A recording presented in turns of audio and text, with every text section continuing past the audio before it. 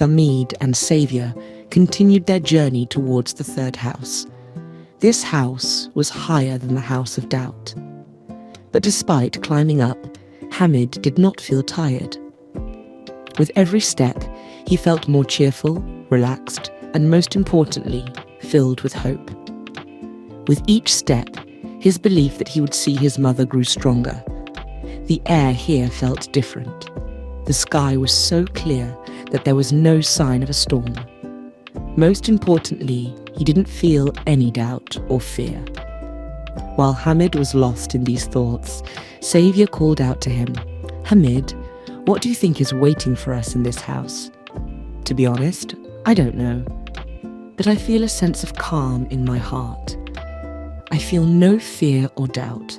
Also, thank you for being with me on this journey. I don't know how I would have managed without you." At that moment, Saviour proudly barked like a dog. Hamid and Saviour stopped at the door and knocked. A pleasant voice came from inside. "Come in." They entered. The inside of the house was as heartwarming as the outside. Like the first two houses, this one had the same layout. A door, a stove, a chair, and a table. But this house stood out because everything was new and tidy. Hamid quickly glanced at the chair to see who was sitting there, but it was empty. He looked around with his eyes searching for the owner of the house. The owner was standing by the window, looking at them. When Hamid saw him, he was startled. The owner was a little boy, around 4 or 5 years old, dressed in white, and a bit younger than Hamid. His hair looked like white clouds, and his eyes were the colour of the blue sky. The boy jumped onto Hamid's neck playfully. Hamid felt a wave of warmth and happiness.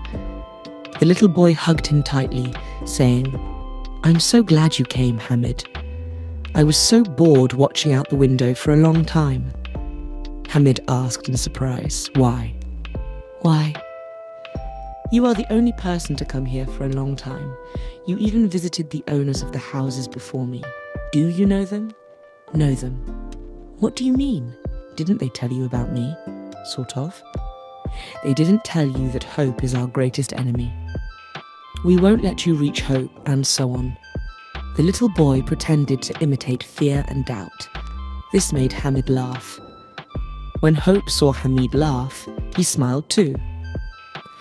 "Let me introduce myself properly. My name is Hope.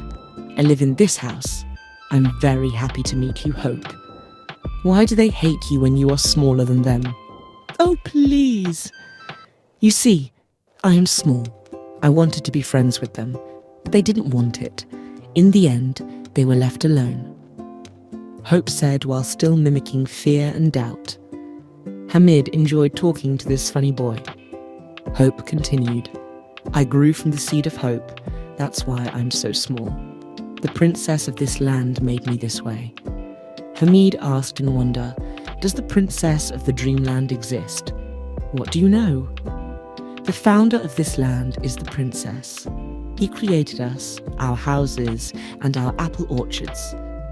"Where is his house?" "Our houses are lined up a little up the slope of the mountain, as you can see.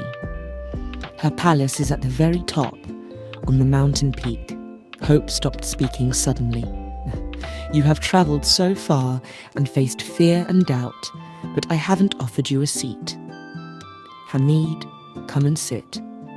I will prepare a cup of my special tea for you right now." Hamid sat down in the soft chair by the stove. Saviour made himself comfortable by Hamid's feet.